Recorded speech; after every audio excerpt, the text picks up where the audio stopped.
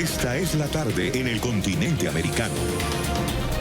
Cuando anochece en Europa y amanece en Asia, así cae la tarde en el continente americano y transcurre la noche y el amanecer en el resto del mundo. La tarde.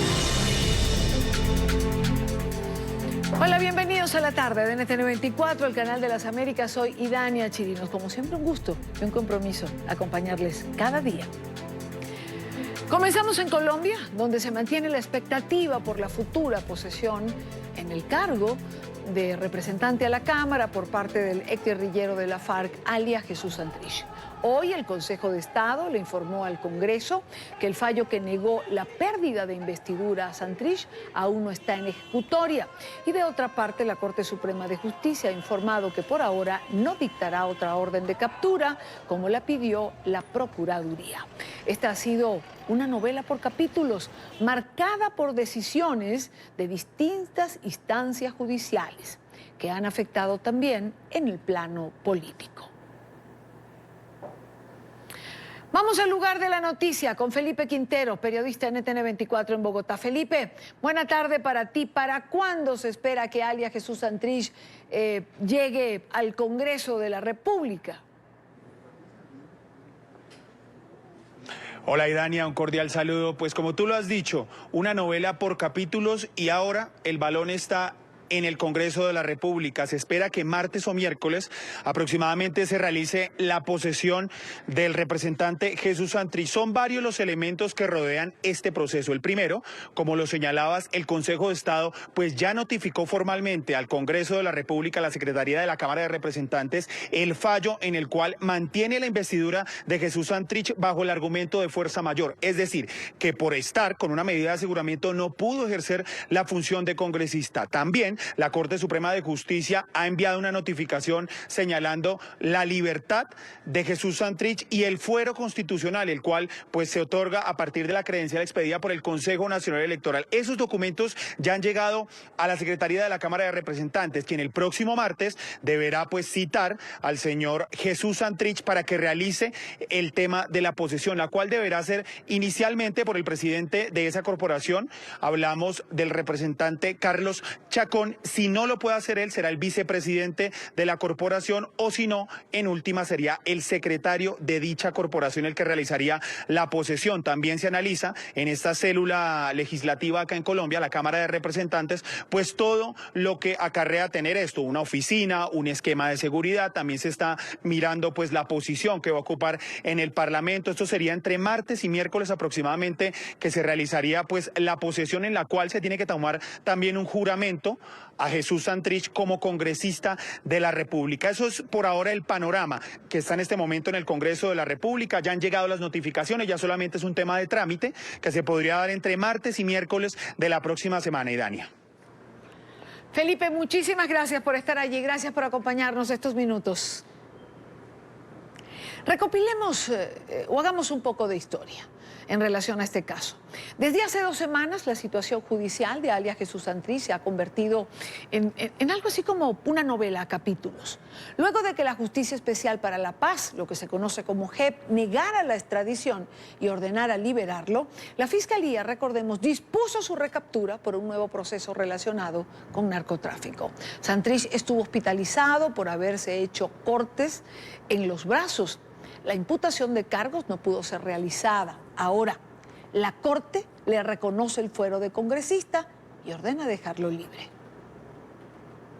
El 15 de mayo, la JEP negó la extradición a Santrich y ordenó su libertad, argumentando que las pruebas no permitían evaluar la conducta ni establecer la fecha precisa del supuesto delito de narcotráfico. Su libertad se dio 2 días después. Cuando salía de la cárcel a Picota, agentes de la Fiscalía lo recapturaron, basados en un nuevo video de 7 minutos y en las declaraciones desde Estados Unidos de Marlon Marín, sobrino de Iván Márquez y también implicado en el caso. Santrich fue trasladado a la clínica Mederit por alteraciones en su estado de conciencia y heridas en los brazos.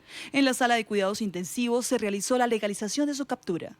El lunes siguiente fue llevado a los juzgados de Palo Quemado a la audiencia de imputación de cargos. Sin embargo, la jueza 16 de control de garantías se vio obligada a suspenderla por la recusación en su contra y por el argumento de la defensa sobre el conflicto de competencias. La Sala Plena de la Corte Suprema de Justicia ordenó la libertad del exjefe guerrillero y le reconoció el fuero de congresista. Tras reconocer la decisión de la Corte Suprema sobre la liberación de Santrich, emitió un fuerte pronunciamiento el presidente de la República. Aseguró que Santrich debe estar en la cárcel porque es un mafioso. Alias Jesús Santrich es un mafioso. Y las evidencias que conoce el país son las de un mafioso que estaba negociando el envío de un cargamento de cocaína. Los mafiosos tienen que estar en la cárcel y tienen que recibir una sanción ejemplar por parte de la sociedad colombiana. Eran las declaraciones del presidente de los colombianos, Iván Duque, posterior a la decisión de la Corte Suprema de Justicia. Quiero saludar a esta hora a Julián Quintana, él es abogado, penalista, exdirector del CTI de la Fiscalía. Abogado Quintana, buena tarde, gracias por acompañarnos. Muy buenos televidentes. Abogado Quintana, un poco para nuestro público a nivel internacional, ¿cómo interpretar o explicar el fallo de la Corte Suprema de Justicia en relación al señor Santrich? Digamos que en Colombia ha sido un caso que ha marcado muchos precedentes y sin duda alguna, como juristas, lo primero que tenemos que hacer es respetar las decisiones de la Corte Suprema de Justicia. Sin embargo, eso no nos quita el derecho a criticarlas. Aquí había existido una línea jurisprudencial donde se determinaba que efectivamente la condición de congresista se adquiría una vez se posesionara. Hoy la Corte toma una decisión que se aparta de esa línea jurisprudencial gruesa y nos dice hoy en día que el reconocimiento se da debido a que el Consejo Nacional Electoral le reconoció la investidura a pesar de que no se ha posesionado. Y eso lo que permite es que la justicia ordinaria pierda la competencia. En este sentido, sería la Corte Suprema de Justicia quien abarcaría la investigación de Santrich. Yo creo que como colombiano y como jurista, todos guardamos la esperanza de que la Corte Suprema haga una investigación detallada con relación al caso de narcotráfico o presunto narcotráfico en que está involucrado el señor Santrich. De lo contrario, yo creo que entraría en crisis la justicia colombiana. Además que las pruebas que se han conocido han sido muy contundentes con respecto a un posible concierto para delinquir. Entonces, todavía hay una instancia en la Corte Suprema de Justicia que nos da la esperanza a los colombianos y que reafirma obviamente el compromiso incluso del presidente de la República de cero tolerancia con el narcotráfico en Colombia. Ahora, si la Corte Suprema tiene planteado hacer esta investigación, ¿por qué no dicta otra orden de captura como lo solicita la Procuraduría? Sin duda alguna tiene todas las posibilidades de hacerlo. Sin embargo, tenemos que recordar que una orden de captura también pues tiene que ponderarse, ¿no? Y ponderarse con elementos probatorios. Lo que hemos entendido a través de los medios de comunicación es que hasta hace unos pocos días la Corte Suprema de Justicia asignó el expediente a un magistrado instructor, lo que significa que hoy, y estoy en toda la seguridad, ese magistrado debe estar analizando los elementos probatorios, incluso también analizando la solicitud de la Procuraduría, evaluando precisamente si se necesita o no una orden de captura preventiva con el fin de que Santrich comparezca al proceso, o no sea un peligro para la sociedad, o que pueda adulterar las pruebas. Y yo creo que esos presupuestos se pueden cumplir en cierta medida, pero para ello necesariamente el magistrado tiene que hacer un ejercicio de ponderación con los elementos probatorios que tiene para tomar la decisión. Ojalá sea lo más pronto posible. Ahora, ¿qué garantías, abogado Quintana, de que Jesús Santrich no desaparezca, como Iván Márquez o el Paisa, por ejemplo? Pues consideramos, como jurista y también como ciudadano, que no existe esa garantía. Incluso los abogados de Santrich hacen una estrategia con respecto al tema de comparecencia. Inmediatamente que Santrich sale del búnker de la Fiscalía, mandan un oficio a la Corte diciendo que están dispuestos a comparecer a la justicia. Pero digamos que los hechos son totalmente diferentes a lo que formalmente quieren dar a entender los abogados de Santrich, porque sin duda alguna el proceder de estas personas dan a entender que posiblemente pueden huir del país. También el tema de dilatar el proceso, el intento de suicidio, significa realmente que no hay una voluntad efectiva y sincera de Santrich para comparecer al proceso. Entonces yo pienso que esas medidas las puede evaluar la Corte Suprema de Justicia para fundamentar una nueva orden de captura. Ahora, abogado, usted se refirió al fuero de Santrich y en esto, digamos que pareciera haber un cambio dentro de la Corte que hace unos meses atrás dijo algo y ahora ha dicho otra cosa. Yo quiero traer una nota, le pido que se quede con nosotros, traer una nota de nuestra cadena aliada RCN Televisión en relación a esto, porque me parece importante, y luego conversar con usted de las razones que pueden haber para haber dicho algo primero y otra cosa distinta después. Veamos. Una de las dudas que persiste entre los juristas está relacionada con los tiempos. Si el delito investigado fue cometido entre noviembre de 2017 y febrero de 2018, entonces habría ocurrido antes de las elecciones a Congreso en las que participó Santrich, que fueron en marzo de 2018, y mucho antes aún del inicio del periodo legislativo, por el cual ahora la Corte le reconoce fuero al ex jefe de las FARC, que empezó en julio de 2018. Los hechos que investiga la Fiscalía y los hechos relativos a la extradición fueron cometidos antes de que fuera congresista. Será un punto que debe aclarar la Corte Suprema de Justicia. Otra duda gira en torno a la jurisprudencia de la Corte Suprema. En el fallo de ayer, con ponencia del magistrado Eugenio Fernández Carlier, la Corte determinó que Santrich sí tiene fuero de congresista y definió que la competencia para conocer del presente asunto radica en la Sala Especial de Instrucción de la Corte Suprema de Justicia. Y agregó este mismo fallo de ayer: como quiera que el fuero no es un privilegio de índole personal, sino una garantía de la investidura, este comienza cuando la autoridad competente, Consejo Nacional Electoral, le reconoce al congresista tal condición. Por el contrario, un fallo de hace 9 meses, no en la sala penal, sino en la laboral de la Corte Suprema, el alto tribunal había ratificado la negación de un habeas corpus a la detención de Santrich con fines de extradición y había determinado: el señor Seuxis Pausías Hernández Solarte no tomó posesión efectiva de su cargo y como consecuencia no puede decirse que para estos precisos fines se tratara de un congresista en ejercicio efectivo de sus funciones legislativas, que es a quien resguarda efectivamente la norma del fuero. Y agregó ese fallo del año pasado con ponencia del magistrado Rigoberto Echeverry. Si en este caso no hubo posesión efectiva de la función legislativa, no tiene sentido predicar un fuero constitucional. Sin lugar a dudas hay cambios muy fuertes. Una cosa decide una sala de la Corte Suprema, pero pocos meses después la sala le lleva a la contraria. Esto afecta la seguridad jurídica de los operadores políticos, judiciales y de la sociedad en términos generales. La Corte Suprema tuvo en cuenta la decisión del Consejo de Estado, que negó la pérdida de investidura de Santrich y argumentó que no se ha posesionado por razones de fuerza mayor. Abogado Quintana, ¿no tendría que haber un solo concepto en relación a este punto? Bueno, digamos que no es exótico que la Corte Suprema de Justicia a veces tenga líneas jurisprudenciales diferentes, pero yo creo que en este caso, que es tan importante y puede marcar un precedente trascendental en nuestro país, era necesario que la Corte unificara su jurisprudencia. Es decir, no es un hecho ilegal, pero también puede alterar la seguridad jurídica que la Corte tenga dos líneas jurisprudenciales diferentes.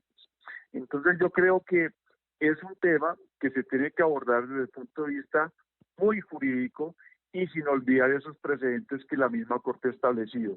Sin duda alguna que es contradictorio, pero no significa hoy en día que sea algo ilegal. Sin embargo, sí esperamos que la Corte en este sentido logre unificar los criterios, porque claro que abre una inseguridad jurídica muy grande, porque no solamente está el caso de Santrich, sino también de otros congresistas que no se han logrado posesionar y los cuales han perdido su investidura y no se han podido posesionar del Congreso precisamente porque no se ha reconocido esa condición por la Corte Suprema. Otra cosa, abogado Quintana, la Justicia Especial para la Paz niega la extradición porque dice no tener las pruebas de cuándo ocurrió. lo que veíamos en el video que circuló y el cual se conoció. Al aceptar la Corte Suprema de Justicia llevar adelante esta investigación, acepta que esto ocurre después del 2016. Es decir, ¿por qué a la Justicia Especial le faltaron elementos y pareciera que la Corte Suprema sí los tiene? Lo que pasa es que en derecho uno tiene que fallar con las pruebas que tenga, y además que existen unos rigurosos estamentos con referencia a la introducción de la prueba en los procesos. Seguramente la JEP falló con las pruebas que tenía en ese momento, tal vez las consideró insuficientes. Eso no quiere decir que sean las únicas, y lo que hemos visto es un desenlace con referencia a nuevos elementos probatorios que la Fiscalía pudo obtener. Incluso el mismo fiscal general o exfiscal antes de salir dijo que ese video donde estaban las voces no lo conocía. Quiere decir que ese elemento seguramente los Estados Unidos lo pudo haber remitido después de que la JEP hizo su concepto. Entonces, el criterio es que son nuevos elementos que ahora tendrá que valorar la Corte. Claro. Eso no significa que sean legales, porque también hay una discusión ahí importante de si ese elemento probatorio es legal o es ilegal. Claro. Es algo que no sabemos si la Corte lo ha valorado, ¿no? Sí. Que es bien importante. Pero sin duda alguna, los jueces fallan es con las pruebas que tienen dentro del expediente, y seguramente la JEP habrá encontrado que no hay suficientes elementos probatorios, que en mi concepto, a pesar de que no hay elementos probatorios, no tenían por qué pedir muchos más elementos de los que estaban en la solicitud, ¿no? Porque normalmente la extradición se da es con esa verificación de una inferencia por lo menos razonable de autoría y participación, que al parecer sí la tenía, como dos magistrados de la JEP lo confirmaron en su salvamento de votos. Claro. Y una última pregunta, abogado Quintana. En un país como Colombia, donde políticos, periodistas, ciudadanos se han visto involucrados en lo que ha significado la guerra contra el crimen organizado, en donde tantos han perdido la vida, y quizás esta pregunta sea más de índole personal, hecha a un hombre de leyes. ¿Qué significa para el país que un hombre sindicado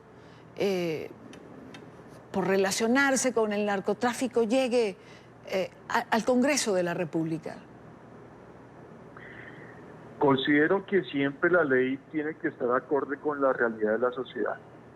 No podemos cometer el error de que estemos tomando decisiones diciendo que están ajustadas a la justicia cuando la realidad es totalmente diferente. El mensaje, yo creo que es totalmente negativo en referencia a que estas nuevas generaciones que están tratando de pasar la página con referencia al narcotráfico, hoy se encuentran que una persona que está muy cuestionada por sus relaciones, no solamente con el narcotráfico, sino además con el terrorismo, hoy en día vaya a ser un congresista. Y un congresista que realmente no tiene, en mi concepto, la moral y la ética para poder cuestionar asuntos públicos. Entonces, para los colombianos, y hablo en mi opinión, porque algunos dirán que no estarán de acuerdo con lo que yo pienso, sí es desmotivante, desalentador, que una persona como Santrich hoy en día tenga la posibilidad de posesionarse en el Congreso como congresista, y que de nuestros recursos, de nuestros impuestos, estamos pagando su salario, su sistema de seguridad, y que sus crímenes estén totalmente impunes, sin que hoy en día ni la JEP, ni tampoco la justicia ordinaria, ni la Corte Suprema de Justicia tomen una decisión de fondo. Yo creo que eso es una burla realmente al Estado social de derecho. Quiero agradecer a Julián Quintana, abogado penalista. Gracias por estar con nosotros en la tarde. A ustedes, muchas gracias. Buen día. Buen día. Son las 5:25, hora costa este de los Estados Unidos. Revisamos otros temas que hacen parte de la agenda informativa del día. Es noticia Venezuela, donde los trabajadores públicos califican como un sueldo de hambre el dinero que reciben mensualmente. Hoy salieron de nuevo a las calles para pedir mejores condiciones laborales. En Caracas, Luis Laya tiene el reporte. Hola, buenas tardes. Trabajadores de distintos organismos del sector público venezolano han protestado nuevamente en las calles. Exigen de nueva cuenta que sean rectificados los distintos instructivos que han sido enviados desde el Ministerio de Planificación hacia los organismos para los cuales laboran y los cuales también han destruido sus salarios. Indican les han eliminado primas, bonos y también las escalas salariales. Pidiendo por ahí entre compañeros, entre vecinos, entre familiares para poder llegar. Pidiendo cola, muchas veces tenemos que trasladarnos pidiendo cola o caminar horas para llegar al trabajo. Yo lo tengo que hacer. Los trabajadores públicos venezolanos pasan trabajo, el sueldo no les alcanza y el Ministerio de Planificación giró un instructivo a sus jefes que les desmejoró el salario. Mira, sobre las tablas salariales, las escalas salariales fueron eliminadas de un total porque no se respetó la meritocracia, los estudios, la profesionalización, sino todos nos pusieron a ganar por igual. Las tablas que teníamos anteriormente prácticamente fueron derogadas. Las convenciones colectivas también fueron derogadas. No se puede catalogar de otra forma, es una traición a la clase trabajadora. Con estas decisiones han perdido todos sus beneficios salariales y contractuales. No les respetan las primas, los bonos ni su preparación. Aseguran que el gobierno que se hace llamar obrerista ha traicionado a los trabajadores y califican de traidor al ministro Ricardo Menéndez. El gobierno revolucionario tiene como bandera esa traición que hizo Teodoro Pecós. Bueno, la traición de Teodoro Pecós se quedó chiquita delante de lo que hizo Ricardo Menéndez. Se quedó pequeña. También denuncian que los organismos responsables de velar por sus condiciones laborales no los respaldan, tampoco hay Contraloría. Explican que al menos en el metro de Caracas la situación es crítica, está prácticamente paralizado. Línea 1 normalmente deberían operar aproximadamente en condiciones normales 37, 40 trenes, operativos hay 20, ¿ok? Cuando salen al sistema, nada más pueden ingresar 15 y 3 están devolviendo por fallas. Quedan en línea 1 aproximadamente 12, 13 trenes. En una entrevista anterior el ministro dijo que habían en sistemas operacional 75 trenes. La pregunta está, queremos saber dónde están esos 75 trenes, porque en los actuales momentos, por lo menos línea 3, cuando está en máxima su capacidad operativa, tiene 5 trenes. Aseguran que quienes hoy gobiernan son indolentes ante su situación. No les importan ni las calamidades que vive el pueblo, ni lo que padecen los ciudadanos. Pero es que, ¿qué les interesa a ellos la salud del pueblo? A ellos no les interesa porque ellos no te van a ir al clínico, ni te van a ir al hospital Pérez Carreño, mucho menos al Vargas. Ellos van a las clínicas, ellos dotan sus clínicas y van y se atienden allá. ¿Qué les interesa a ellos el pueblo venezolano? Porque eso es lo que han demostrado hasta el día de hoy, que no les interesa el venezolano. Los pensionados también se ven afectados. Dicen que no esperan ayuda de estos organismos, pues en 2018 entregaron casi 200 cartas pidiendo apoyo en distintas instancias sin recibir respuesta. En todos los organismos que tienen que darnos respuesta y no conseguimos ni una letra. Y este organismo fue uno que nos llamó a unas mesas de trabajo y después nos dijeron, sin ni siquiera decirnos, mire, esto es para ustedes, nos lo mandaron por correo con un cartero para decirnos que ellos no tenían competencia para mediar. Los trabajadores han señalado que se mantendrán en las calles. Entienden que si no pueden sobrevivir a la situación económica pidiendo dinero o intentando rebuscarse de otras maneras, deben hacerlo en la calle protestando por sus derechos laborales. Exigen a distintos organismos, entre ellos la Defensoría del Pueblo, que les den respuesta. Desde Caracas, Venezuela, para la tarde de NTN 24, Luis Alejandro Laya. Es noticia Honduras, donde miles de maestros, médicos y estudiantes también salieron a las calles en medio de un paro nacional contra las medidas del gobierno de Juan Orlando Hernández. Los manifestantes aseguran que las reformas del mandatario tienen el propósito de privatizar los servicios de salud y también de educación. Dicen que los cambios implicarán despidos masivos. Las protestas se extendieron por varias ciudades. En la capital, la policía detuvo el avance de los manifestantes lanzando gases lacrimógenos.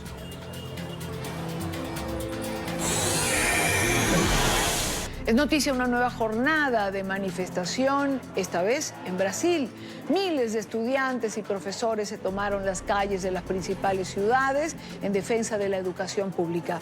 Las protestas también fueron convocadas para rechazar la decisión del gobierno de Jair Bolsonaro de bloquear en un 30% el gasto público destinado a las universidades. Las movilizaciones fueron convocadas por la Unión Nacional de los Estudiantes y apoyadas por sindicatos educativos en 26 de los 27 estados del país.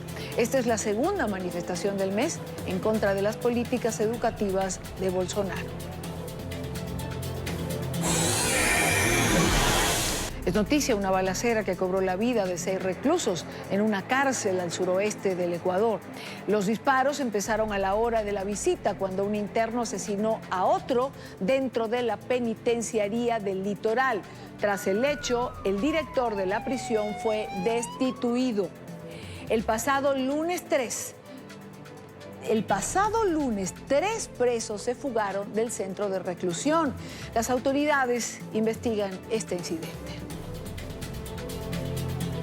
Continuamos con más en la tarde de hoy. La amenaza del presidente de los Estados Unidos de abrir un nuevo frente de tensión comercial ha hecho temblar a los mercados financieros a nivel mundial. Las principales bolsas de valores de Asia y de Europa, también de la Unión Americana, reportaron hoy pérdidas. Por su parte, el presidente se despachó contra el gobierno de México a través de su cuenta de Twitter. El mandatario aseguró que su vecino del norte ha estado haciendo fortunas a costa de los Estados Unidos. Alejandro Rincón tiene el reporte. Hola, feliz tarde de viernes para todos. Solo ha hecho falta una amenaza en un tuit para que los mercados financieros a nivel global se hayan visto sacudidos. La amenaza del presidente de los Estados Unidos de imponer tarifas a los productos importados desde México no ha sido bien recibida en los mercados financieros de Asia.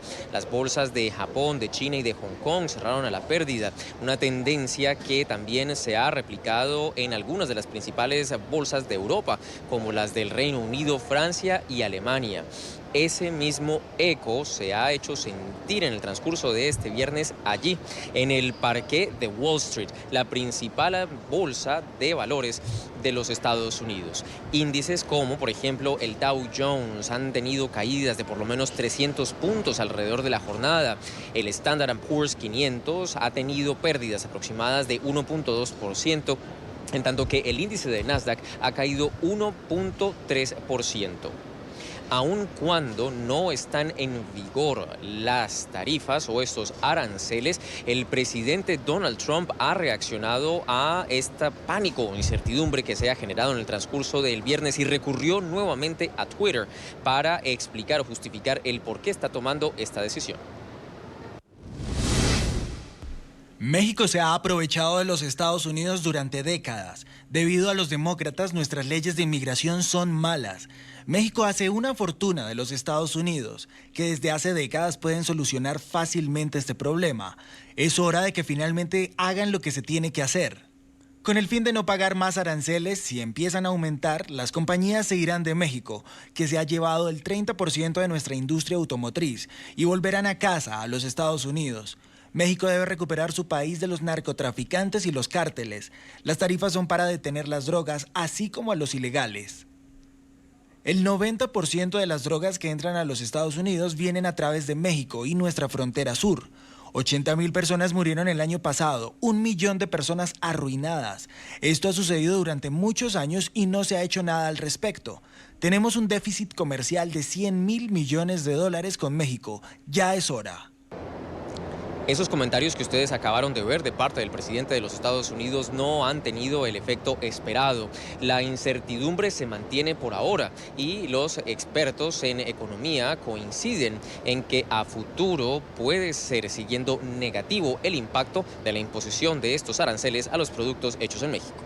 El mismo día en que da una señal positiva de que quiere que el nuevo Tratado de Libre Comercio con México y Estados Unidos sea, digamos, ratificado. De hecho, México estaba a punto de mandarlo a su poder legislativo para que hiciera lo mismo, y Canadá de manera similar estaba, digamos, en vías de hacerlo.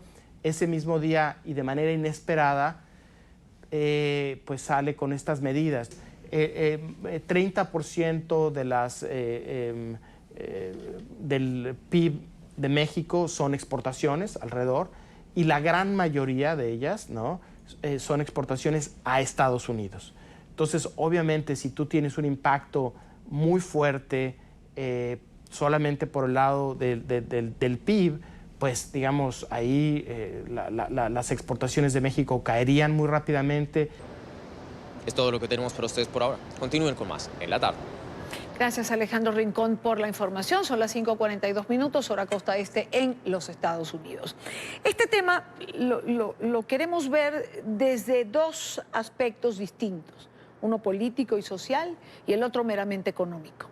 Quiero saludar a nuestra primera invitada, Guadalupe Correa Cabrera. Ella es analista política, especialista en relaciones México-Estados Unidos, invitada frecuente del programa. Guadalupe, bienvenida, buena tarde para ti. Buena tarde para ti. Buena tarde, Dania. Un placer estar con ustedes, como siempre. Guadalupe, evidentemente en la frontera sur de los Estados Unidos hay un problema migratorio que no se puede ocultar. Por allí empezamos ayer, hoy agregamos crimen organizado, drogas. La pregunta es, ¿qué tienen que ver los aranceles con este problema? O si es que a través de los aranceles, de ese aumento de aranceles a los productos de México, se puede resolver un problema que tiene años y que pareciera agudizarse con el paso del tiempo. No, y Dania, esto es algo muy complicado, pareciera ser la sociedad del espectáculo. Lo que está haciendo ahorita el presidente de los Estados Unidos es amenazar a otro país sin tener realmente las herramientas en sus manos. Esto no depende de él. O sea, establecer estos aranceles en un marco de un acuerdo de libre comercio entre 3 países no opera porque el presidente lo decida o porque lo ponga en un Twitter. Esto es un espectáculo. Y es muy interesante cómo cuando él dice algo, los mercados se mueven y los especuladores ganan dinero. Es una cosa muy complicada y está relacionado al final con el tema migratorio. O sea, quieren hacer todo un espectáculo para que algunos ganen dinero y para desviar la opinión pública. Me parece muy complicado también para los Estados Unidos. Tanta incertidumbre no le hace bien a nadie. Lo que está haciendo el presidente Donald Trump no tiene ningún sustento, ni económico, ni político. Es interesante lo que está haciendo. Hay que estar al pendiente porque algo está pasando aquí en los mercados financieros que la gente no está viendo, pero en realidad no depende del presidente. Esto depende del Congreso de los Estados Unidos y hay checks and balances. Tenemos pesos y contrapesos en el sistema estadounidense que el presidente no puede evitar, pero lo que sí puede es mover los mercados financieros. Evidentemente que es así, no siempre a su favor. Guadalupe, decía Andrés Manuel López Obrador el día de hoy, como respuesta a lo que había dicho el presidente Donald Trump, que los problemas sociales no se resuelven con impuestos. Exactamente, no se resuelven con impuestos. Y exactamente fue una carta muy interesante porque a una respuesta, es una respuesta a un discurso muy confrontacional, muy unilateral. Y realmente es un tema, bueno, de la manera en la cual contestó el presidente mexicano, para ser honestos, es como, bueno, vamos a buscar una situación en lo que los dos países podamos buscar el Estado de Derecho y también proteger los derechos humanos, pero como que fue una reacción muy distinta a la que los mercados o a la que la sociedad mexicana o norteamericana hubiera esperado. Me parece interesante porque el presidente mexicano apela al Estado de Derecho, a los derechos humanos, o sea, las leyes internacionales, y aquí sí podemos ver que el presidente de los Estados Unidos no le está haciendo bien a su país, está quedando muy mal como una persona arbitraria, autoritaria, que está dividiendo al hemisferio, a su propia sociedad. ¿Para quién está trabajando el presidente de los Estados Unidos? ¿Está trabajando para los Estados Unidos o está trabajando para otra influencia de otro país? Porque está realmente provocando un problema para su país. Cuando el presidente mexicano parecía ser que quiere buscar y da las razones por las cuales tendríamos que estar hablando. Sí. La migración tiene raíces mucho más complejas y mucho más importantes. Hablamos de miseria, de economía, de política, de corrupción en los países subdesarrollados. Ahora, y yéndonos ya al tema de la migración, Guadalupe, ¿puede hablarse de cooperación pasiva por parte de México con la migración? Creo que Guadalupe no me escucha bien, por lo menos en esta última pregunta. Vamos a ver si retomamos, porque luego quiero ir con Alberto Bernal, que ya va a estar con nosotros para ver el aspecto meramente económico de toda esta problemática que tiene que ver con los aranceles, no solamente con México, quiero también tocar con él lo que pasa con China. Guadalupe, te preguntaba, yéndonos al tema migratorio per se, ¿puede hablarse de cooperación pasiva por parte de México en el tema de la migración? Es decir, ya no hablamos de una migración solamente de centroamericanos, estamos hablando también de haitianos, de africanos. Es un problema porque finalmente vienen a través de México, ¿no? Definitivamente, la migración extracontinental que empieza en la frontera sur de México es un nuevo fenómeno. Ya había venido gente de Cuba, de África, pero la manera en la que se está representando ahorita en frontera sur es algo sin precedentes. Y aunque no hay datos bien desarrollados ahorita, se puede ver cuando uno viaja. Y bueno, en realidad estamos hablando de un problema grande que no se puede, que no se puede evitar. Sin embargo, así no se tratan las cosas. Las cosas se tienen que tenemos que tener un diálogo entre Centroamérica, Estados Unidos y México. Estados Unidos y México tienen que dialogar. Las cosas no se hacen cuando un presidente quiere establecer o quiere poner sus reglas y también poniendo con políticas unilaterales. Así no se hacen las cosas. Es un problema de toda la región, es un problema transnacional y extracontinental porque tenemos gente de otros continentes. Y si México y Estados Unidos no hablan, no dialogan, no protegen derechos humanos, además estamos hablando de vidas humanas, de migrantes, de personas que están en condición vulnerable. Aquí esto se está haciendo como una situación entre los buenos y los malos y pues está perjudicando a todos, a los migrantes, a los mexicanos, a la misma opinión pública estadounidense. Tenemos que tener un diálogo y creo que el presidente estadounidense lo tiene que entender. Bueno, por lo menos quisiera mucha gente que lo entendiera, lo que no quiere decir que necesariamente lo entienda. Guadalupe, como siempre, un gusto estar contigo. Igualmente, Idania, como siempre, un gusto estar con ustedes. Muchas gracias por la oportunidad. Dale, muy buena tarde. Quiero ahora saludar en Miami a Alberto Bernal, jefe de mercados emergentes de la firma XP Investment. Alberto, bienvenido, buena tarde para ti. Gracias por acompañarnos. Muchas gracias a ti por la invitación, Idania. Alberto, comencemos por México. México termina siendo uno de los principales socios comerciales de los Estados Unidos. Veníamos en una balanza comercial que en el primer bimestre del 2019 alcanzaba en México los 97.500 millones de dólares.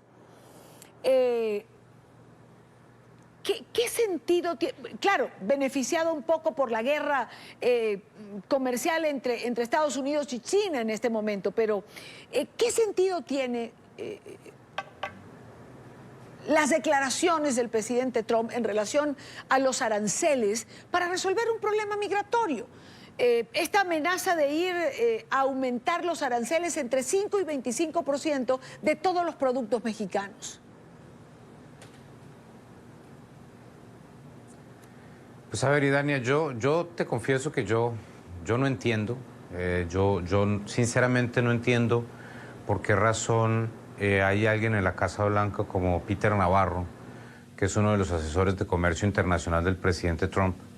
Y yo no sé por qué Peter Navarro, que es una persona que tiene un PhD en economía, le sigue diciendo al presidente Trump que las tarifas, los impuestos, los aranceles que pone Trump a las exportaciones de otros países que vienen a Estados Unidos que lo van a pagar los respectivos países. Eso no es cierto, Idania. O sea, si antes de esto un aguacate valía 100 pesos y hay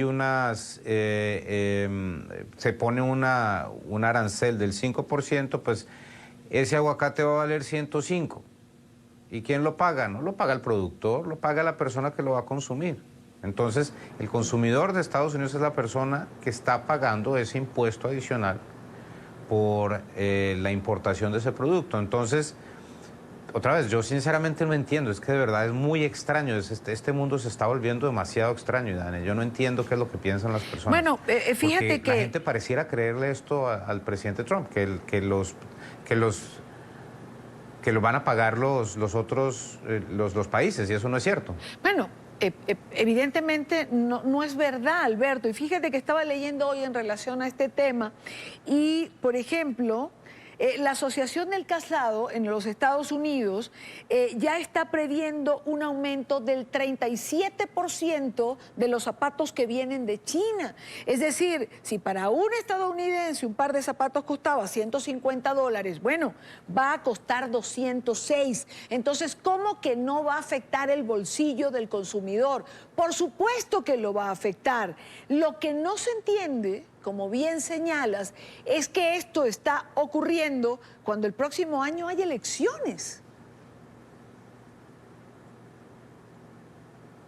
Además, Tania, yo por eso te digo que yo quiero pensar eso, porque yo soy una persona por definición muy optimista.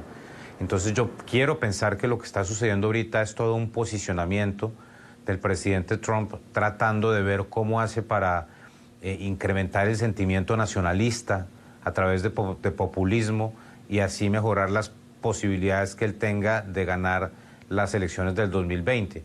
Obviamente que a mí no me gusta el populismo ni... No quería perder la comunicación contigo porque quedábamos en que tienes la esperanza de que estos pronunciamientos o esta guerra de aranceles, estas amenazas en subir aranceles a México, como se le ha hecho a China, sea por despertar un sentimiento nacionalista de cara a las elecciones por parte del presidente Trump. Pero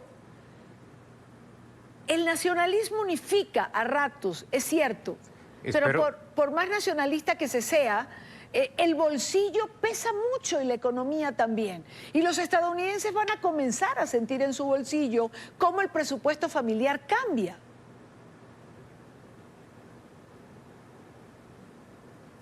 Mira, efectivamente, Dania, mira, por ejemplo, la Reserva Federal de Kansas City hizo un estudio de cuánto puede costar una situación en la cual el presidente Trump ponga 25% de aranceles a todos los productos que entren de la China.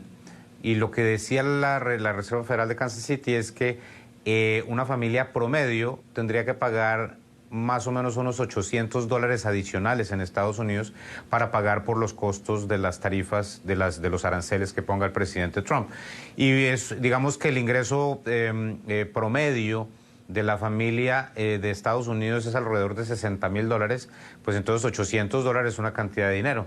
Entonces, ¿qué quiere decir eso? Que como vas a cobrarle más para los productos que utilizan, pues entonces vas a tener menos posibilidad de que esa familia vaya a cine junta, o que salga a comer en un día junta, o que se tomen unas mini vacaciones, etcétera, o que cambien la cocina, o que cambien la estufa, mejor dicho, una cantidad de cosas que podrían hacerse de otra forma si no hubieran esos impuestos adicionales. Entonces, yo lo que quiero pensar, y Dani, de verdad es que yo tengo que pensar y tengo que asumir que hay gente alrededor del presidente Trump que le está diciendo esto.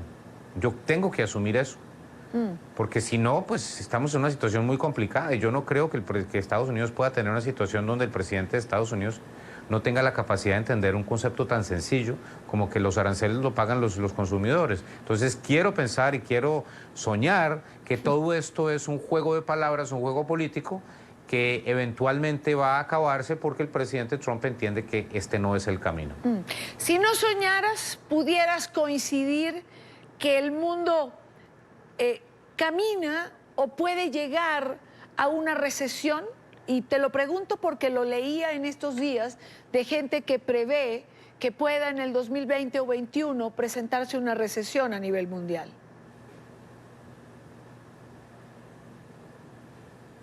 Y Dania, mucho antes, si esto no se arregla, yo te voy a decir una cosa, si Estados Unidos no logra encontrar una solución con China y China se quita los guantes y Estados Unidos se quita los guantes y entonces en vez de haber palabras duras comienza ya a haber golpes, esto se puede poner muy complicado porque son las dos economías más grandes del mundo. Yo lo que estoy diciéndole a mis clientes es que cada día que pasa genera más caídas de los mercados financieros. Cada caída adicional de los mercados financieros implica mayor pérdida de valor y de riqueza del mundo. Y cada vez que se pierde riqueza hay menos capacidad de consumo. Entonces, si esto no se arregla en el corto plazo, y estoy hablando corto plazo, 3 semanas, 4 semanas, un mes, máximo 2 meses, si esto no se arregla en el interino de unos 2 meses, yo creo que es bien probable que para finales del 2019 ya el mundo esté comenzando a mostrar situaciones muy graves en términos de crecimiento económico que nos daría la posibilidad de comenzar de hablar ya de que estamos en recesión mundial si esto otra vez no se arregla. Alberto, muchísimas gracias por acompañarnos estos minutos. Ojalá y se arregle, porque al final, digamos que las consecuencias no las van a pagar solo los consumidores en Estados Unidos, las vamos a pagar a nivel global, los consumidores del mundo en general. Exactamente. Muchísimas gracias por la invitación, Idania. Hasta luego. Vale, un gusto tenerte como siempre.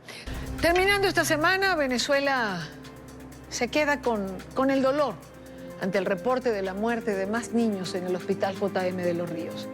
Niños que formaban parte de una lista de espera para un trasplante de médula ósea, pero lamentablemente fue un trasplante que nunca llegó. 6 niños venezolanos han muerto en la espera. Una semana más que nos deja voces y testimonios que no podremos olvidar. Una de esas voces, la madre de Yeiderber Requena, quien atribuyó la muerte de su menor hijo a un cuadro infeccioso provocado por las precarias condiciones del hospital. Ella, esa madre, asegura que despidió a un guerrero, a un rey, a un ángel que ese día estaba de cumpleaños. Espero que le demos a mi hijo la mejor despedida. En realidad, se la merece. Luchó mucho por todo lo que pasó, luchó mucho. En verdad le pido que me acompañe con él y que sea lo máximo esta despedida. No un guerrero, sino una despedida a un rey, a un ángel.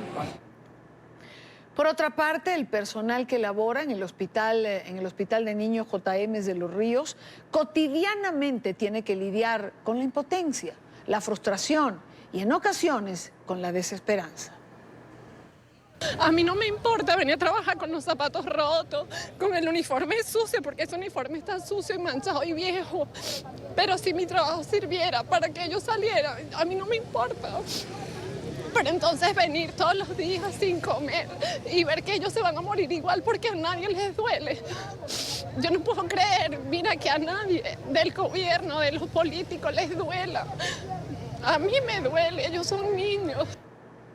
El grito de los venezolanos es uno solo frente a esta situación por la que mueren niños en Venezuela.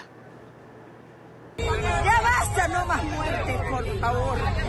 Hablo a una madre que tiene nietos y que todos los hijos de las mujeres venezolanas son los hijos de todas las mujeres venezolanas. ¿Hasta cuándo tanta desidia? ¿Hasta cuándo tanta impunidad, por Dios? Esto nos duele, el alma nos duele ya. Los que nos matan en protesta y ahora con nuestros bebés, con seres inocentes que lo que esperan es un futuro, por Dios.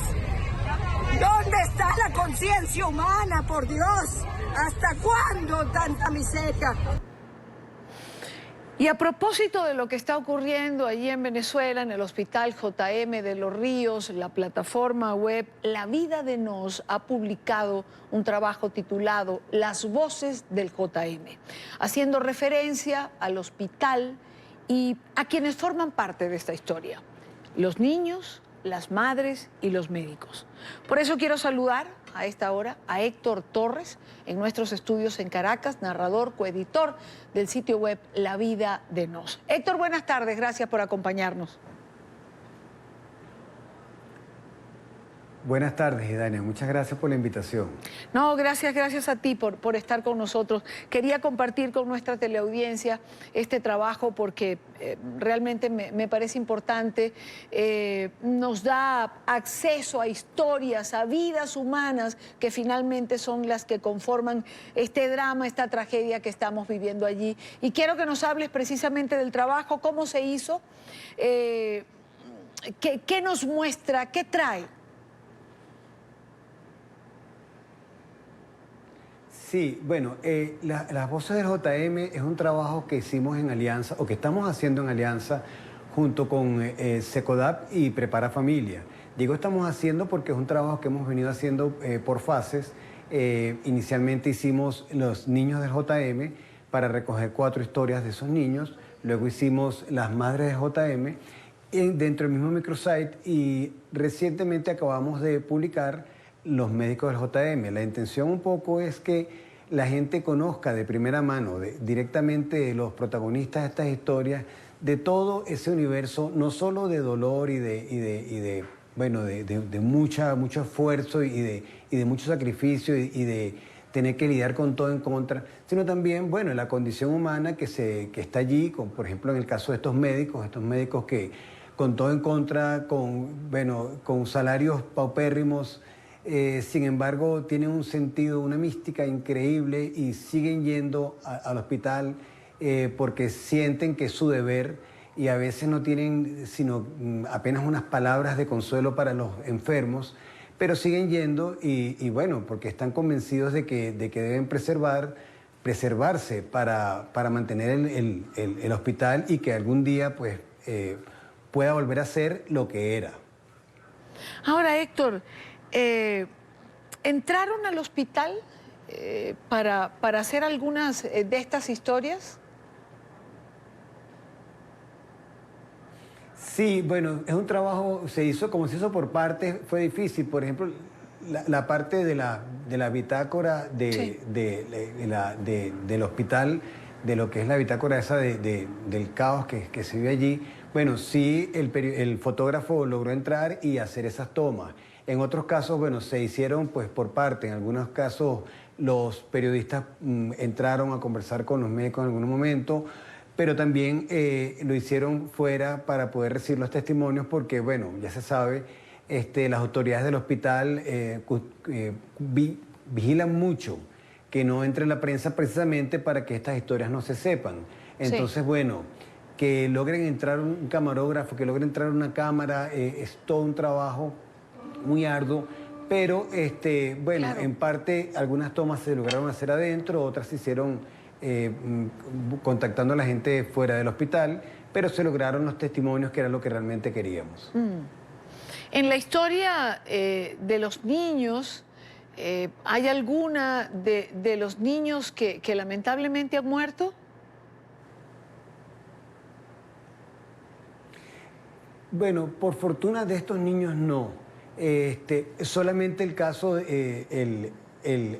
uno de los casos que, bueno, ya de hecho cuando estamos hablando de las madres, ya ella era madre de uno de los hijos, de unos niños fallecidos, Judy Bronte, y bueno, ella, claro, ya conversamos con ella ya como una madre de un niño que murió y que se convirtió en una militante, una activista para que no vuelvan a ocurrir esos casos. Pero de los otros niños, los que logramos su testimonio después, por fortuna, siguen vivos, pero con una conciencia enorme de la finitud de su vida, con una conciencia enorme de que saben que muchos de esos compañeritos del hospital lamentablemente han muerto, y bueno, son niños que crecen con una conciencia increíble de lo que están viviendo, del país en el que están viviendo. En pantalla tenemos la dirección de este portal web, www.lavidadenos.com. Héctor, más allá del trabajo de hoy, lo sigo permanentemente, tanto en Twitter como en la página web, y no quiero despedirte sin que hablemos del enfoque de la vida de Nos, que es precisamente historias humanas que aterrizan esa cotidianidad terrible que se está viviendo en Venezuela. Sí, nuestro interés sobre todo es acercar a la gente a esos dramas, pero tratando de darles el tratamiento más respetuoso posible, más digno de su condición. No queremos victimizarlas gratuitamente para convertirlas en simplemente noticias, sino al contrario nos interesa esa fusión de periodismo y literatura que somos nosotros. Nos interesa que las historias de la vida de Nos, que los dramas de estas personas puedan ser vistos en toda su dimensión humana, como personas que están sufriendo y están soportando cosas terribles, pero también personas con una enorme capacidad de resiliencia, con una enorme valentía. Y bueno, de eso estamos hechos los humanos, y nuestra intención también es eso, pues que la gente pueda ver a esas personas y pueda sentirse identificadas con ellas, porque bueno, son venezolanos que están padeciendo algunas cosas mucho más terribles que los demás, pero definitivamente que estamos padeciendo todos esta debacle que nos tocó vivir. Los invito a visitar este portal www.lavidadenos.com, donde podrán encontrar no solo las voces del JM de los Ríos, sino trabajos de los que Héctor ha descrito, historias que acerquen a quienes puedan leerlas a esa cotidianidad abrumadora que lamentablemente se vive en Venezuela. Héctor, te agradezco muchísimo estos minutos con nosotros en NTN 24. A ti por el tiempo y por la difusión de nuestro proyecto. Gracias. Gracias a ti. Héctor Torres, coeditor de La Vida de Nos. En Venezuela son las 6:20 de la tarde. Un ciudadano venezolano detenido en Colombia se declara preso político y ha sido reconocido de esta forma, entre otros ámbitos, por la Asamblea Nacional de Venezuela. Es un preso político del régimen de Nicolás Maduro. Se trata de Antonio Batiotis. Él fue arrestado el 10 de julio del 2018 por solicitud de Grecia con orden interpuesta de la Interpol. Antonio Batiotis se le dio orden de captura desde el año 2015, luego de una serie de protestas en contra del régimen venezolano en las que participaba. Según su esposa, como se trata de un hecho político, la administración madurista lo señala por el asesinato de un ciudadano en el año 2014. En el momento que ocurre este asesinato con el cual se le involucra, el señor Batiotis no se encontraba en Venezuela. Es un caso complicado. Por eso quiero saludar en esta parte del programa a Zair Mundarain Rodríguez. Él es abogado, director general de actuación procesal del Ministerio Público Venezolano. Zair, bienvenido, buena tarde para ti. Hola, Yania, saludos, gracias por la invitación. ¿Por qué Antonio Batiotis está preso? Es decir, ¿por qué se le relaciona con un asesinato cuando él no se encontraba en ese momento en Venezuela? Bueno, Dania, esto forma parte de una, digamos, de las formas más retorcidas de la utilización del derecho para la persecución por razones políticas. De lo que hemos podido determinar en este caso, Antonio Batiotis, junto a otro grupo de personas, ejercían el legítimo derecho de protestar durante el año 2014 en el estado Carabobo. Durante varios días estas personas organizaron a los vecinos para que ejercieran su derecho a la protesta y bueno, fueron identificados así por los organismos de seguridad del Estado.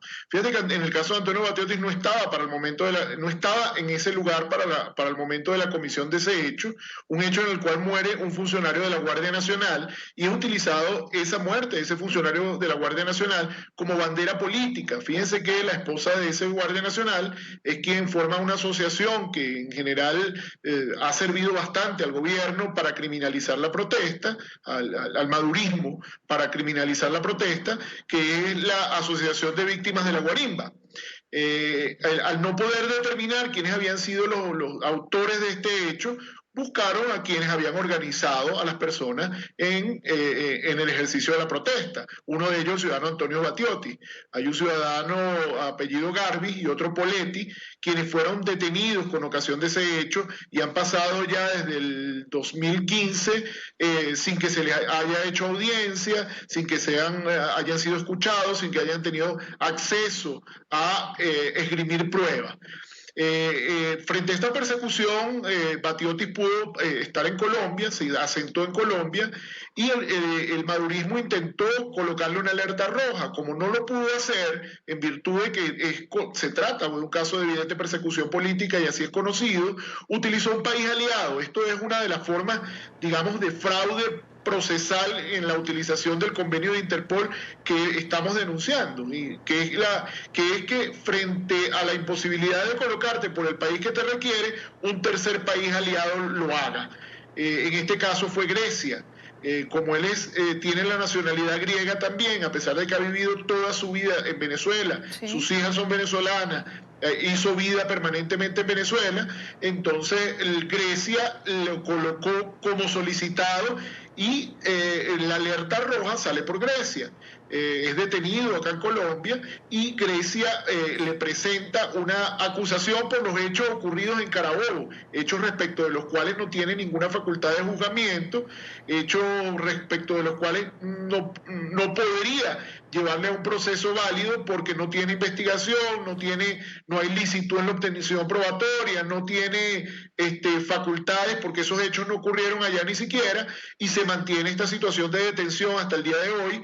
Y bueno, se han presentado una cantidad de escritos, recursos, habeas corpus, y estamos en manos de la Corte Suprema, de la Sala Penal de la Corte Suprema de Colombia, a objeto de que se decida esta situación. Pero diversas ONG e incluso la Asamblea Nacional, sí, reconocen que Garbis, Poletti y Antonio Batiotti, en este caso en Colombia, son perseguidos por razones políticas, pues no hay ningún elemento serio que los vincule en la comisión de los hechos que se le atribuyen en Venezuela. Claro, digamos que los que están presos en Venezuela conocemos cómo funciona la justicia, entre comillas, en Venezuela.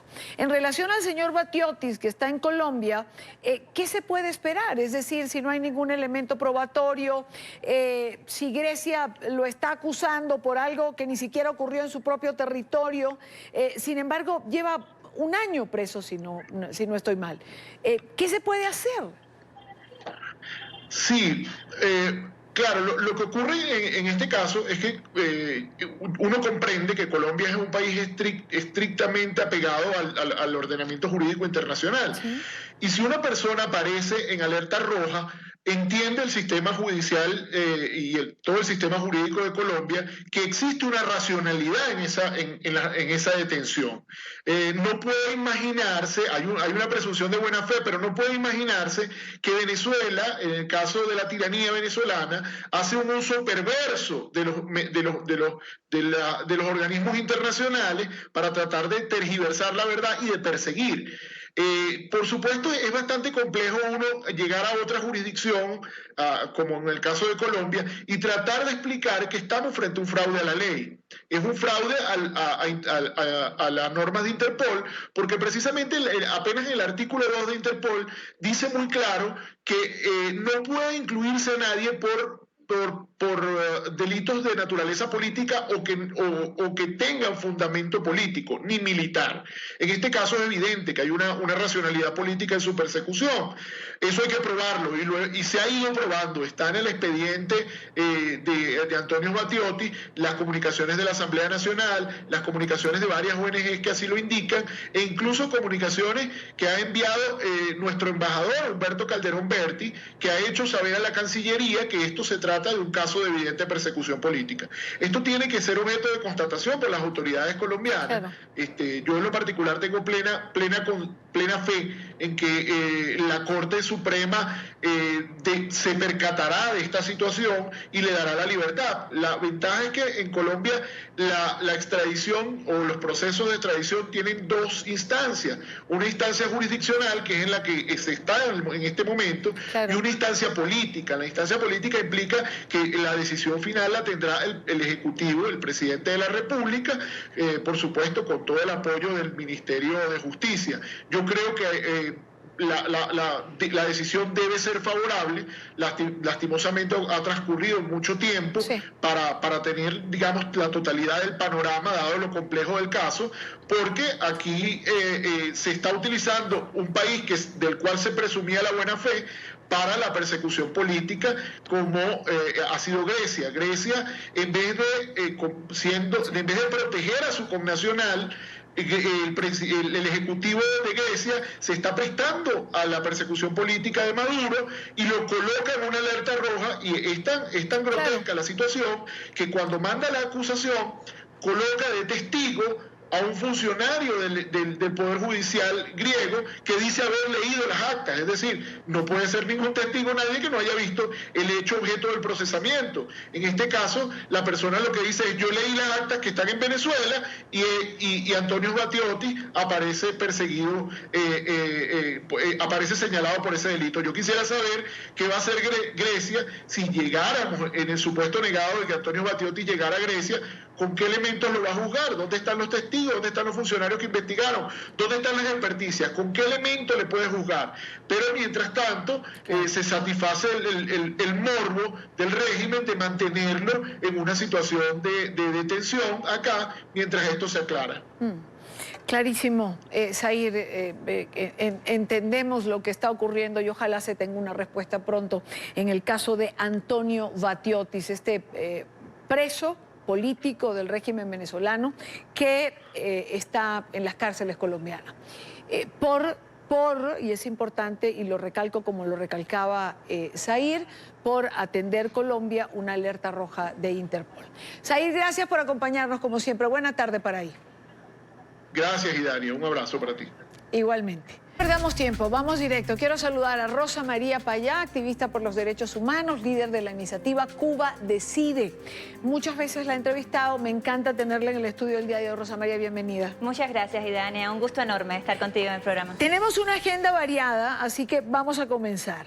El día de ayer, el vicepresidente de los Estados Unidos, Mike Pence, en una reunión con el primer ministro de Canadá, con Trudeau, tenían un desacuerdo. En muchas cosas están de acuerdo, pero si en algo no coinciden en el criterio, es en relación al papel que Cuba puede jugar en la recuperación de la democracia en Venezuela. Y mi pregunta es, ¿cómo un país que no respeta la democracia en su territorio puede jugar un papel importante en la recuperación de la democracia de otro? Es un razonamiento elemental, Idania, y es un absurdo que el presidente de una democracia tan respetable como es Canadá siquiera se atreva a proponer un argumento como el de que el régimen cubano, el régimen castrista que lleva en el poder 60 años en mi país, puede tener alguna influencia positiva en la democracia en Venezuela, sobre todo cuando estamos hablando de un país que está altamente infiltrado por el régimen cubano, un país donde hay presencia militar, paramilitar y de inteligencia del régimen cubano sosteniendo al régimen de Nicolás Maduro, un régimen como el castrista que ayudó a llegar al poder a Hugo Chávez, que ayudó a la plataforma, creó y empleó la plataforma del Foro de Sao Paulo para ayudar a Hugo Chávez a llegar al poder, que luego, con los recursos del pueblo venezolano, con la gran red de injerencia hemisférica que tiene el G2 y con la plataforma del Foro de Sao Paulo, se dedicaron a regar por toda la región el socialismo del siglo XXI con la inestabilidad democrática que eso ha traído para nuestra región. Que se atrevan a decir a estas alturas que ese régimen puede tener alguna influencia positiva en un cambio democrático en Venezuela es una falta de respeto a la inteligencia, en primer lugar, del pueblo venezolano y en el aspecto ya no estratégico, en el aspecto puramente moral, es una falta de respeto con el pueblo cubano, que lleva 60 años sufriendo un totalitarismo, que está al borde de una nueva crisis humanitaria como la que se vivió en los años 90 en Cuba con el periodo especial, a un pueblo que está reclamando libertad desde todas las formas que puede hacerlo y que necesita también la solidaridad mínima, la coherencia mínima de parte de las democracias del mundo. ¿A qué puede responder? Puede responder precisamente a estos factores que estamos conversando sobre la injerencia del régimen cubano, la gran influencia que tiene este gobierno de una islita en el medio del Caribe con 12 millones de personas, pero que tiene una gran influencia en los organismos internacionales, que tiene una gran influencia en Naciones Unidas, en las islas del Caribe. Claro, pero ¿por qué, por ejemplo, o sea, por qué Canadá, que ha sido tan solidaria con Venezuela, con los venezolanos, que ha reconocido al presidente interino Juan Guaidó, que ha abierto las puertas para la migración venezolana, que ha tenido un comportamiento realmente admirable y por lo que los venezolanos le estamos agradecidos a Canadá, puede pensar que Cuba puede jugar un papel importante en el retorno a la democracia? No es posible pensarlo. Porque en lógica elemental no es posible que la causa del deterioro y el colapso de la democracia venezolana, que es en gran medida la injerencia del régimen cubano, pueda funcionar como una salida, sobre todo cuando estamos hablando de un problema existencial para el régimen cubano, que es la mantención de la dictadura venezolana, que ha sido y es todavía al día de hoy uno de sus mayores patrocinadores, si no el mayor patrocinador de la dictadura cubana. No responde a la lógica, responde a la influencia esta maligna de la que habla Mike Pence, que tiene el régimen cubano en el resto del mundo, y la invitación al presidente de Canadá, Justin Trudeau, y a todos los presidentes del hemisferio, cuyos países también han sido afectados por esta injerencia, es a tomar la responsabilidad histórica y denunciar al régimen cubano como lo que es, denunciar el carácter imperialista del G2 cubano y apoyar también una transición democrática en Cuba. ¿Juega Cuba, Rosa María, a desestabilizar la región? Totalmente, totalmente, y ha sido la historia de décadas de influencia y de injerencia que se van a los años 70 y mucho antes.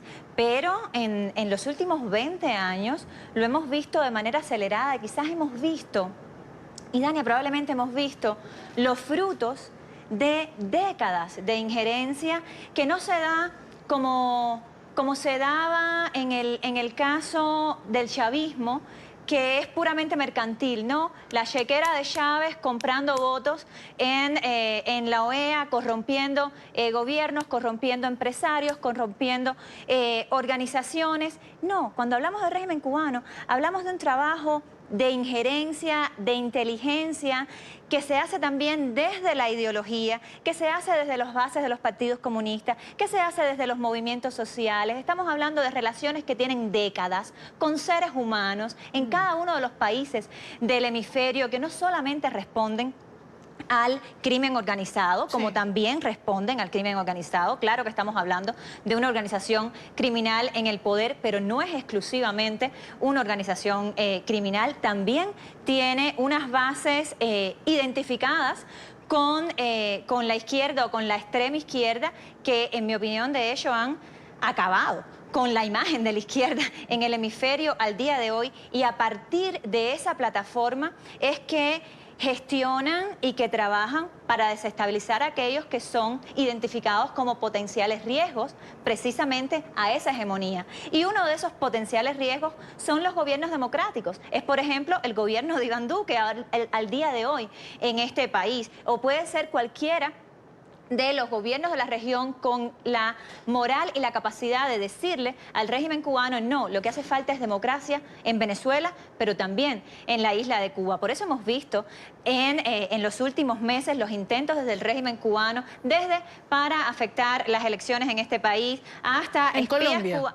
en este país, sí, en Colombia. Estamos hablando desde Bogotá, el escándalo del espía cubano merodeando una base aérea que fue expulsado de este país y el régimen cubano ni tan siquiera quería aceptarlo. De lo que estamos hablando aquí, en realidad, es de un régimen que tiene entre sus intereses y entre su agenda desestabilizar los gobiernos democráticos de la región, y uno de sus grandes objetivos al día de hoy es Colombia, que ha sido tan importante en el apoyo a la democratización de Venezuela y a la oposición y al pueblo venezolano. ¿Pudiera estar también, por ejemplo, detrás de los movimientos de calle en Argentina que hemos visto en los últimos días, digamos, con toda esta protesta social en contra de Macri, dado que ya van también a un proceso electoral? Lo ha estado, y lo ha estado por muchos años en Argentina. El expresidente Dualde tiene cosas que decir al respecto de la influencia de Cuba en los movimientos sociales. Es parte de la amenaza frente a los gobiernos democráticos, la desestabilización, que es aquello en lo cual el aparato de inteligencia castrista tiene un doctorado y que ha estado aplicando en la región cada vez que un gobierno decide tomar la responsabilidad histórica de frenar esa injerencia en toda la región. ¿Qué gana Cuba desestabilizando la región? Es existencial para ellos, Idania, por muchas razones. Porque cada vez que logran colocar un gobierno totalmente afín, ganan como mínimo el silencio ante los crímenes que comete Cuba de cara a su propio pueblo y a la comunidad internacional. Muchas veces ganan además apoyo económico. Podemos citar, por ejemplo, el programa Más Médicos en Brasil.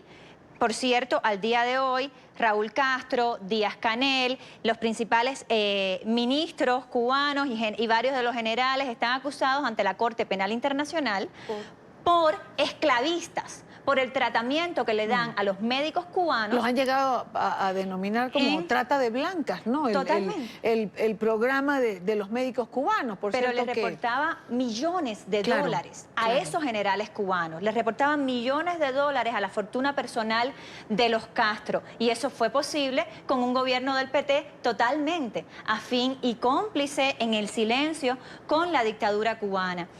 Cada vez que el tema, Idania, cada vez que el tema en el que Cuba se encuentra, o en el que el régimen totalitario, el régimen de los Castro se encuentra, porque el pueblo cubano es totalmente solidario con la democracia en Venezuela. El pueblo cubano quiere libertad, quiere democracia, quiere ser parte de un hemisferio del cual apenas ha podido participar en los últimos 60 años.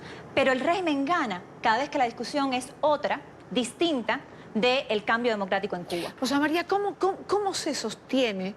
Es decir, me consta que el pueblo cubano quiere un retorno a la democracia porque ha tenido la oportunidad de estar en Cuba y de trabajar allí. ¿Cómo se sostiene durante tanto tiempo? Económicamente quizás el petróleo de Venezuela lo ayudó en este último tiempo, pero ese petróleo ya no está llegando y eso va a profundizar la crisis económica de Cuba. Y la está profundizando y la está agudizando de manera acelerada. Estamos a las puertas de una crisis humanitaria también en la isla de Cuba. Los cubanos no tienen que comer ya al día de hoy.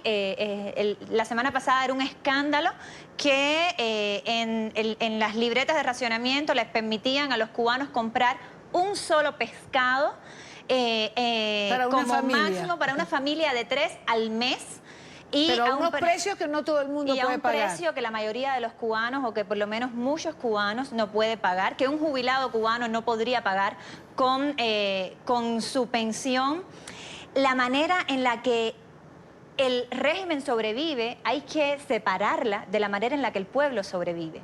Que el pueblo ha estado pasando hambre, ha estado pasando necesidades por 60 años, por periodos ha estado enfermándose por hambre, pero de lo que estamos hablando cuando hablamos del régimen cubano es de otra cosa. Es decir, ni tan siquiera tiene sentido fijarse en las cifras macroeconómicas o en los indicadores que da la CEPAL, que están, por supuesto, todos todos cambiados y tergiversados por el régimen cubano, pero aunque no lo estuvieran, estamos hablando de una organización criminal en el poder. La manera en que esta organización criminal se abastece, que tenga que ver con el tráfico de armas, como el escándalo del 2015 del Xinjiang en el Canal de Panamá, o el tráfico de drogas, o la trata de blancas, como es el caso del programa Más Médicos y de todas las misiones cubanas en el extranjero.